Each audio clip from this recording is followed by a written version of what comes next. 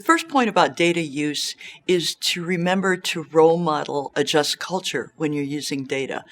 Far too often we use data as a weapon. You did something wrong or we did something wrong. People tend to label data as either good or bad. It's kind of human nature to do that. So remember that you can role model just culture in the way that you use data.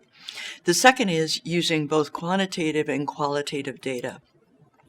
So our safety culture surveys, whichever one you use, often have interesting questions. We get results that maybe surprise us, either to the positive or to the negative. We really don't know what that means to a group of people unless we sit with them. And so I've seen people use huddles. It doesn't have to be large staff meetings, just capturing people a few at a time and saying, here's what this question said, and here's our collective results in this area, clinic, inpatient department, doesn't matter, and getting people's view about what do you think that means? How would you interpret this? And if you interpret it that way, what do you think we ought to do about it?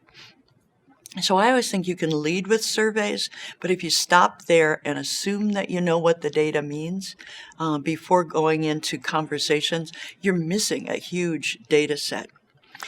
For leaders, use of culture survey data, also looking at staff engagement data, that's kind of a proxy for joy in work, looking at other measures like turnover, et cetera, gives you an indication of where you need to go next. So you can have those conversations and learn from the people you work with and then be able to act on them. The other is, how do you make data come alive?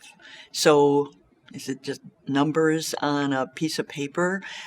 Or is it a graph that people can say, oh, now I get it? Or do you partner it with a story so that people can see the statistics and the story?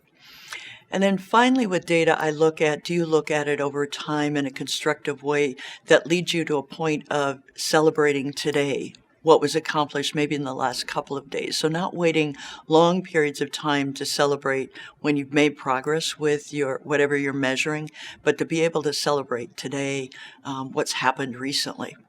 So those are the things I think about with data use.